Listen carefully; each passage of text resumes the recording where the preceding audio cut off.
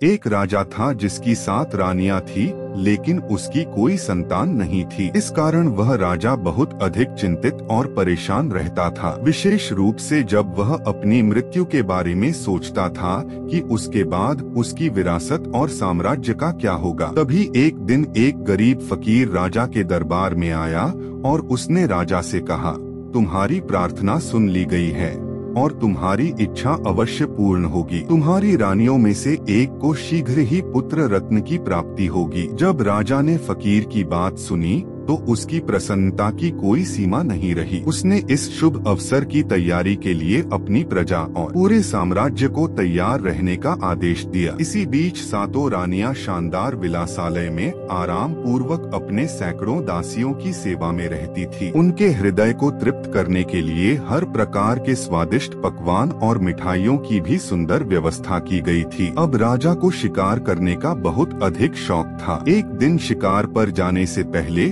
उसकी रानियों ने राजा के पास संदेश भेजा और कहा, स्वामी आप हर दिशा में शिकार के लिए जाइए, लेकिन उत्तर दिशा में ना जाइए, क्योंकि हमने एक बहुत बुरा स्वप्न देखा है। हमें भय है कि उत्तर दिशा में आपके साथ कुछ अनहोनी हो सकती है। राजा ने अपनी रानियों की चिंता को समझते हुए उनकी विनती स्वीकार कर ली और उनसे वादा किया कि वह उत्तर दिशा में शिकार करने नहीं जाएगा। इसके बाद उसने दक्षिण दिशा में शिकार करना शुरू किया, लेकिन दुर्भाग्यवश उसे बहुत समय बीतने के बाद भी कोई शिकार नहीं मिला। हालांकि वह शिकार करने में निपुण था, फिर भी ऐसा ही उसके साथ पूर्व और पश्चिम दिशा में भी हुआ। राजा एक महान शिकारी था, इसलिए उसने निश्चय किया कि वह खाली हाथ महल नहीं लौटेगा। इस तरह वह अपनी रानियों से किया गया वादा भूल गया और उत्तर दिशा में शिकार की खोज में निकल पड़ा। इधर भी वह शिकार करने में असफल रहा। फिर उसने शिकार बंद करके महल लौटने का विचार किया, लेकिन आखिर में उसे इस दिशा में शिकार करने का मौका तब मिला जब उसने एक सफेद और सुनहरे रंग की हिरनी को देखा, जिसके सींग चांदी के समान चमक रहे थे। वह घने जंगल से गुजर रही थी और उसकी आभा से जंगल का वह भाग चमक रहा था। राजा ने उसे गुप्त रूप से देखा और जैसे ही वह आगे बढ़ी, तुरंत उसे मारने की तीव्र इच्छा से भर उठा। राजा पूरी तत्परता के साथ उसे पकड़ने के लिए आगे बढ़ा। तभी उसने देखा कि उस अद्भुत हिरनी के स्तनों में दूध भरा हुआ था। उसने तुरंत अपने सिपाहियों को आदेश दिया कि इस घने जंगल के इलाके को चारों तरफ से घेर लिया जाए। राजा के सिपाहियों ने तेजी से घेरेबंदी की, जिससे वह हिरनी उनके बनाए जाल में आ गई। फिर राजा ने अपने सिपाहियों को धीरे धीरे घेरे को छोटा करने का आदेश दिया। जैसे ही वे सभी आगे बढ़े, उन्होंने उस सफेद रंग की चित्रकारी वाली हिरनी को अपने बीच में पाया। राजा धीरे धीरे उसके और करीब जाता गया। उसने सोचा कि अब वह इस अद्भुत हिरनी को पकड़ लेगा, लेकिन तभी हिरनी ने अपने शक्तिशाली पैरों से एक जोरदार झटका राजा के सिर पर मारा। राजा चारों खाने चित्त होकर जमीन पर गिर पड़ा। हिरनी ने छलांग लगाई और राजा को अपने रास्ते से हटाते हुए पहाड़ों की ओर भाग निकली। राजा सब कुछ भूलकर तुरंत उठा, अपने घोड़े को तैयार किया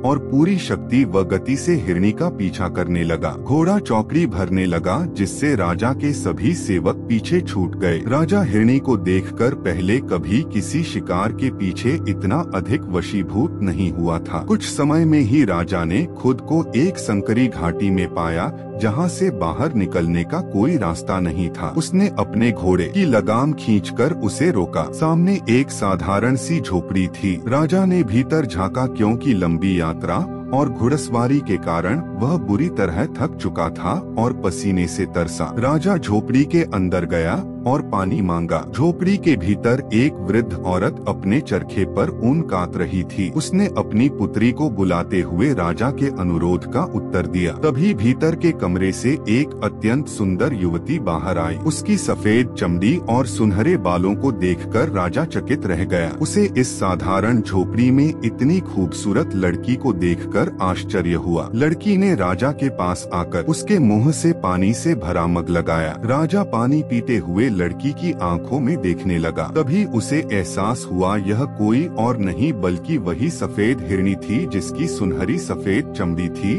और जिसके चांदी जैसे सींग थे, जिसका पीछा करते करते वह इतनी दूर यहाँ तक आ पहुँचा था। उस लड़की के सौंदर्य ने राजा पर जादू कर दिया, जिससे राजा अपने घुटनों पर बैठ गया और विनय पूर्वक उससे प्रार्थना करने लगा कि वह उसके साथ चले और उसकी दुल्हन बनकर महल में रहे। लेकिन लड़की केवल मुस्कुराई और बोली, क्या तुम्हारी वे 7 रानियां जिनके लिए तुमने इतना प्रबंध किया है पर्याप्त नहीं है? राजा ने उसके इनकार को स्वीकार नहीं किया और अधिक अनुनय विनय करने लगा। उसने उससे दया और रहम दिखाने की प्रार्थना की और वादा किया कि वह जो चाहे मांग सकती है, वह उसे अवश्य देगा। उत्तर में लड़की ने राजा से कहा, तुम मुझे अपनी 7 रानियों की आंखें लाकर दो और शायद तब मैं तुम पर विश्वास कर सकूं कि तुम अपने वचनों के प्रति सच्चे हो। राजा उस जादुई स्त्री के सौंदर्य पर अत्यधिक मोहित होकर वहां से चला और तुरंत अपने महल पहुंचा। उसने निर्दयता से अपनी 7 रानियों की आंखें निकाल ली और उन बेबस तड़पती हुई अबलाओं को महल के तहखाने में डाल दिया ताकि वे भाग ना सके। फिर वह उन आंखों को लेकर अकेला ही उस स्त्री के पास गया जिसने यह भयानक मांग की थी। जब राजा उस बदसूरत झोपड़ी के पास पहुंचा जो संकरी घाटियों के बीच स्थित थी, तो सफेद हिरनी रूपी स्त्री उन 14 आंखों को देखकर भयानक रूप से हंसी। इसके बाद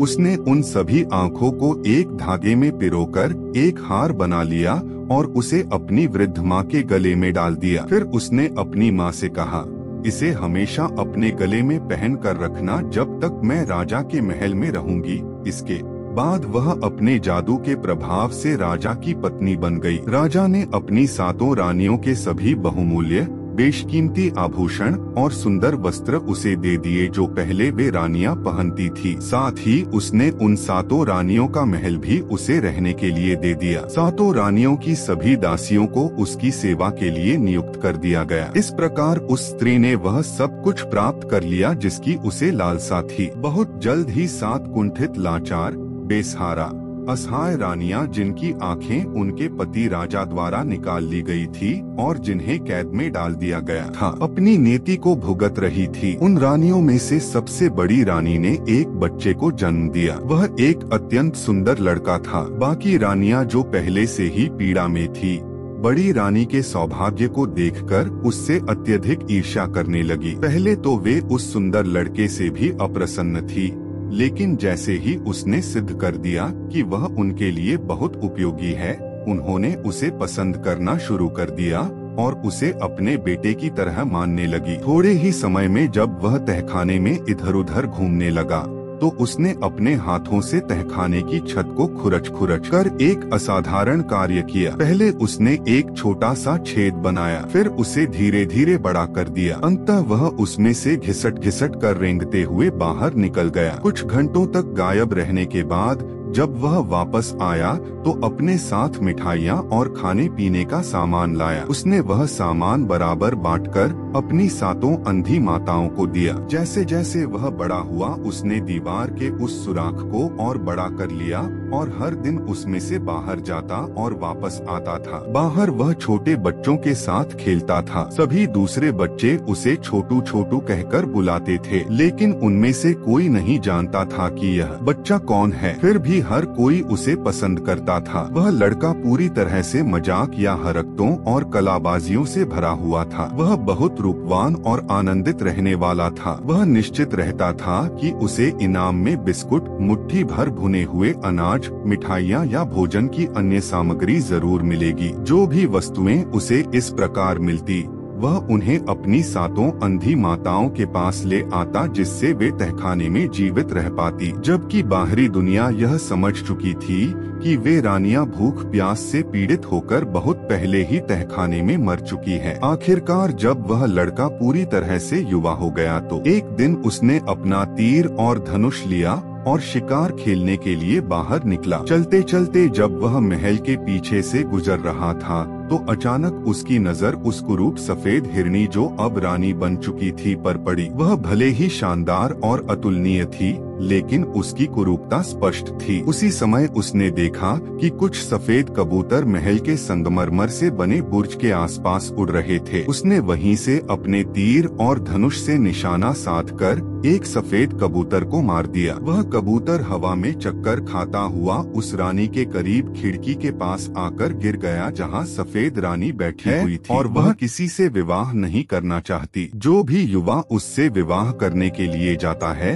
वह सबको मना कर देती है। इस तरह जब उसके पिता की मृत्यु हो जाएगी तो इस राज्य और इस राजा की विरासत की देखभाल कौन करेगा। यही सोचकर इस राज्य का प्रत्येक निवासी दुखी और उदास है। हम सभी में पहुंच गई। उसने थूक दिया और तुरंत तय किया कि इस लड़के को बिना किसी देरी के नष्ट करना होगा। इसलिए उसने अपने नौकरों को भेजा और लड़के को अपने सामने बुलवाया। रानी ने लड़के से कहा, जिस कबूतर को तुमने मारा है क्या तुम इसे मुझे बेचोगे? लड़के ने कठोरता से उत्तर दिया, नहीं, यह कबूतर मेरी 7 अंधी माताओं के लिए है जो अभी दुर्गंधयुक्त अंधकारमय काल कोठरी में कैद हैं। वे मर सकती हैं यदि मैं उन्हें खाने के लिए भोजन न दूं। धूर्त सफेद रानी क्रोध से चिल्लाई, दुष्टात्मा, क्या तुम उनकी आंखों को वापस लाकर उन्हें देना नहीं चाहोगे? उसने आगे कहा, यह कबूतर मुझे दे दो मेरे प्यारे, और मैं तुम्हें वह रास्ता बता दूंगी जहाँ से तुम अपनी 7 माताओं की आंखें प्राप्त कर सकते हो। ये मैं श्रद्धा पूर्वक वादा करती हूँ। ये सुनते ही वह लड़का असीमित आनंद से भर गया जिसे नापा नहीं जा सकता था। उसने तुरंत वह कबूतर कुरूप सफेद रानी को दे दिया। इसके बाद रानी ने कहा, अब तुम तुरंत बिना किसी देरी के मेरी माँ की तलाश करो। उसके गले में तुम्हारी माताओं की आंखों की माला है जिसे उसने एक हार की तरह पहना हुआ है। वह अवश्य तुम्हें आंखें दे देगी। क्रूप निर्दयी रानी ने कहा, लेकिन इसके लिए तुम्हें यह कागज का टुकड़ा उसे देना होगा जिस पर मैंने आंखें लौटाने के लिए लिखा है। इसके बाद उसने लड़के को एक कागज का टुकड़ा दे दिया जिसमें वास्तव में यह लिखा था, इस शैतान के बच्चे को तुरंत मार डालो और उसके खून को पानी की तरह पी जाओ।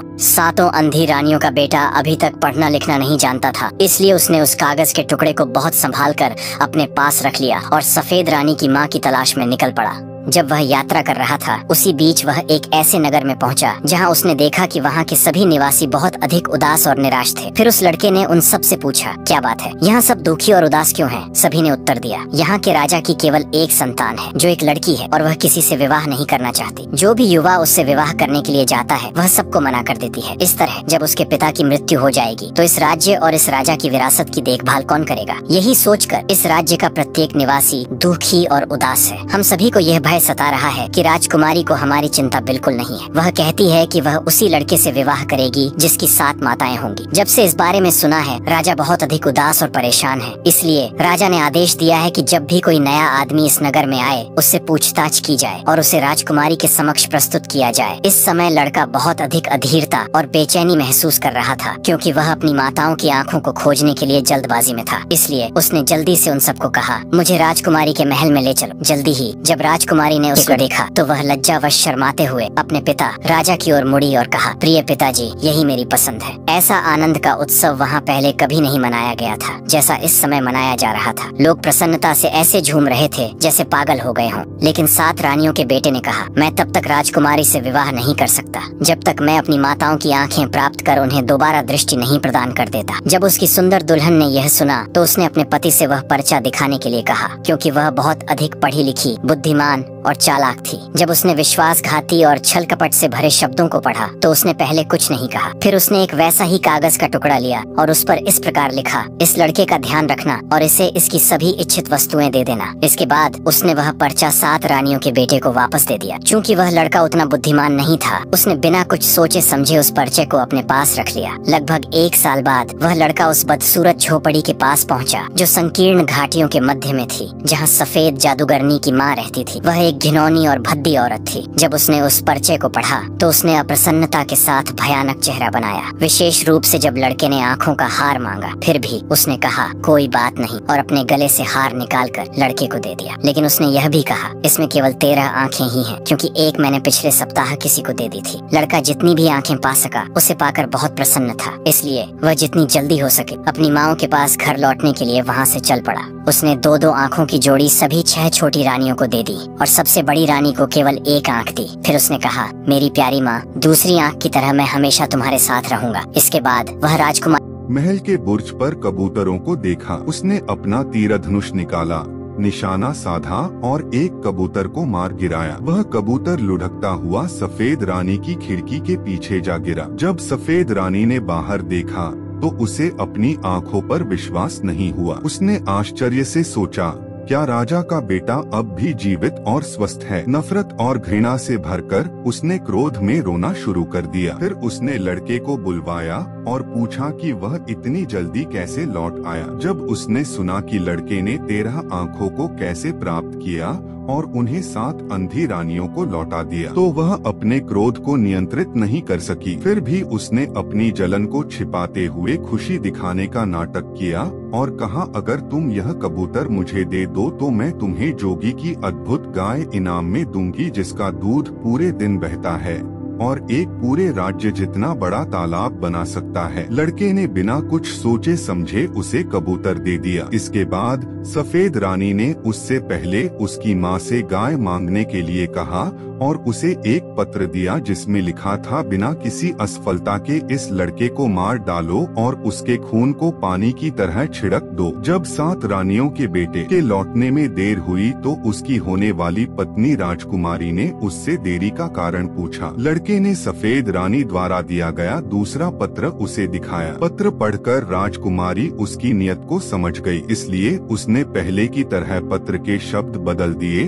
और फिर उसे अपने पति को दे दिया। इसके बाद लड़का वह पत्र लेकर क्रूप वृद्ध औरत के पास पहुंचा। उस संकुचित घाटी में एक बदसूरत झोपड़ी थी जिसमें सफेद हिरनी रानी की माँ रहती थी। लड़के ने उसे पत्र देकर जोगी की सफेद गाय की मांग की। उसकी माँ मना नहीं कर सकी, लेकिन उसने लड़के से कहा, तुम उसे पाओगे कैसे? यह सारी वस्तुएं प्राप्त करने के बाद भी तुम संतुष्ट नहीं हो। जिस गाय की तुम मांग कर रहे हो उसकी रक्षा के लिए 18,000 दैत्य तैनात किए गए हैं और वे हमेशा उस गाय रूपी बहुमूल्य खजाने की रखवाली करते हैं। इसके बाद वह अपनी बेटी की मूर्खता पर बहुत अधिक क्रोधित हुई। फिर भी लड़के ने बड़ी बहादुरी के साथ वह सब किया जो उसे करने के लिए कहा गया था। उसने लंबी यात्रा की और काफी समय के बाद उस जोगी की सफेद गाय के पास और उस तालाब के पास पहुंचा जो गाय के दूध से भरा हुआ था। वहां 18,000 दैत्य उसकी रक्षा में तैनात थे। वे सभी वास्तव में बहुत अधिक खतरनाक और भयावह दिख रहे थे। फिर भी लड़के ने अपना उत्साह कम नहीं होने दिया। वह अपनी संगीत की ध्वनियाँ बजाता हुआ आगे बढ़ता रहा। ना बाएं देखा ना दाएं, बस सीधा चलता रहा। इसके बाद वह सीधा जोगी की गाय के पास पहुंच गया। सफेद लंबी गाय बहुत सुंदर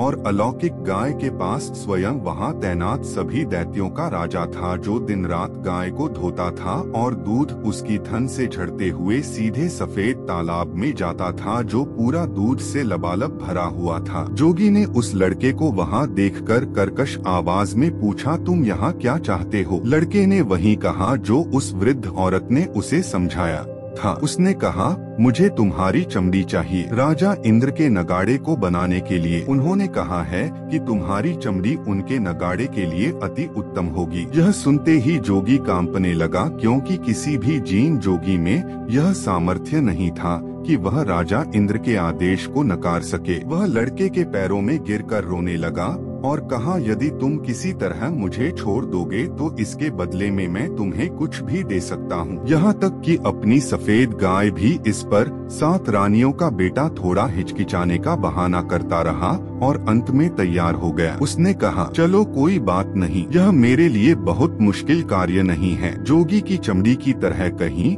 और से भी सफेद चमड़ी तलाशना आसान होगा। मैं उसे तुम्हारी चमड़ी के नाम पर राजा इंद्र के पास पहुंचा दूंगा। इस तरह से उसने उस सुंदर सफेद गाय को हाँककर अपने साथ ले लिया और वहां खड़े सभी लोग उसे देखते रह गए, क्योंकि उन्हें राजा इंद्र के क्रोध का बहुत भय था। वह उस गाय को अपने घर ले आया और वहां बांध दिया, जिससे उसकी 7 माताएं बहुत आनंदित हुई। वे सब सुबह से शाम तक उस गाय का दूध निकालती रहती और अपनी जरूरत के हिसाब से दही, घी, मक्खन आदि बनाती थी। वे दूध को बाजार में बेचने के बजाय उससे मिठाइयाँ बनाकर बेचने लगी, जिससे उनकी आमदनी बहुत अधिक बढ़ गई और वे बहुत जल्दी धनी बन गई। यह सब आरामदायक जीवपन देखकर सातों माताओं का बेटा हल्के हृदय से राजकुमारी से विवाह के बारे में विचार करने लगा, लेकिन जब वह सफेद हिरनी के महल के पास से गुजर रहा था तो उसने स्वयं को वहां पर उड़ते कबूतरों का शिकार करने से नहीं रोक सका। ऐसा करते ही एक कबूतर उसका शिकार होकर सफेद रानी के महल की खिड़की के बाहर लुढ़कते हुए गिर पड़ा। जब सफेद रानी ने इसे देखा तो वह खिड़की से बाहर झांकी और उसकी निगाह सातों रानी के बेटे पर पड़ी। यह देखकर वह भीतर ही भीतर बहुत अधिक क्रोधित हो गई और पहले से भी अधिक सफेद पड़ गई। क्रोध में उसने थूका और उस लड़के को अपने पास बुलाया। उसने उससे पूछा, तुम वापस कैसे आ गए?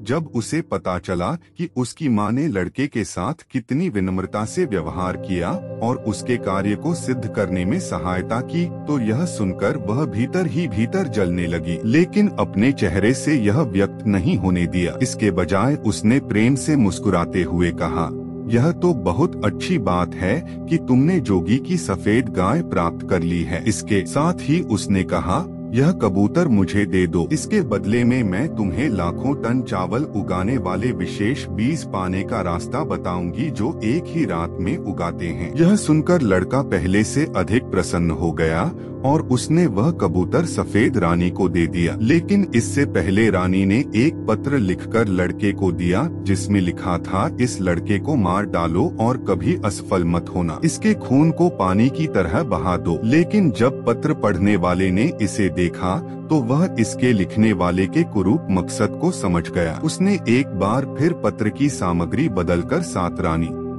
के बेटे को दे दिया और उसमें लिख दिया, इसके खून को हमारे खून की तरह समझना। खेत के मध्य में वह चावल का पौधा उगा था जो एक ही रात में लाखों टन पकने वाले चावल में बदल सकता था। लड़का बहादुरी के साथ आगे ही आगे बढ़ता रहा, ना वह दाएं देख रहा था ना बाएं। खेत के मध्य में पहुंचा तो उसने वहां से सबसे लंबी फसल को उखाड़ लिया, लेकिन जब वह इसे लेकर अपने घर की ओर लौटने लगा तो उसके पीछे से हजारों आवाजें गूंजने लगी, कृपया मुझे भी तोड़ लो, ओह कृपया मुझे भी तोड़ लो। रोती हुई आवाजें उसकी ओर झुकती जा रही थी। यह सुनकर लड़का खुद को रोक नहीं पाया और उसने पीछे मुड़कर देख लिया। जैसे ही उसने पीछे देखा उसका शरीर तुरंत राख के ढेर में बदल गया और वहाँ कुछ भी नहीं बचा। अब जब बहुत अधिक समय बीत गया और लड़का वापस नहीं आया तो उस वृद्ध औरत को चिंता होने लगी जो संकरी घाटियों के बीच छोटे से बदसूरत झोपड़े में रहती थी। फिर उसे याद आया कि उसकी बेटी ने पत्र में क्या लिखा था, इसके अंदर वही खून है जो तुम्हारे अंदर है, इसे अपना ही खून समझना। इसलिए वह लड़के की तलाश में निकल पड़ी, यह जानने के लिए कि उसके साथ आखिर क्या हुआ। जल्दी ही वह उस छोटे राख के ढेर के पास पहुंची तो अपनी जादुई शक्ति से उसने सब कुछ जान लिया कि लड़के के साथ क्या हुआ था। उसने वहां से थोड़ा सा पानी लिया और उस लड़के की राख में पानी डालकर उसे मिट्टी का लोदा बनाया। फिर उसने उस मिट्टी से लड़के का हूबहू शरीर बनाया और अपनी छोटी उंगली को काटकर उसके मुख में अपने खून की कुछ बूंदें डाल दी। जैसे ही खून की बूंदें गिरी लड़का तुरंत उठकर पहले की तरह खड़ा हो गया। वृद्ध औरत ने गुस्से से गुर्राते हुए उसे डपट कर कहा, आइंदा मेरी आज्ञाओं का उल्लंघन मत करना, नहीं तो मैं तुम्हें अकेला छोड़ दूंगी और अपनी दयालुता पर पछताऊंगी। इस तरह सात रानियों का बेटा आनंद पूर्वक अपनी माँ के पास वापस आ गया और अपने साथ वह चावल के बीज भी लाया जो एक ही रात में लाखों टन पके चावल में बदल सकते थे। इस बीज की मदद से उसने बहुत जल्दी ही अपार धन कमा लिया और पूरे राज्य का सबसे धनी व्यक्ति बन गया। बाद में उसकी शादी उस चालाक रानी से कर दी गई जो अपनी चतुराई के लिए प्रसिद्ध थी, लेकिन वह इतनी अधिक चालाक थी कि जब तक उसने यह नहीं जान लिया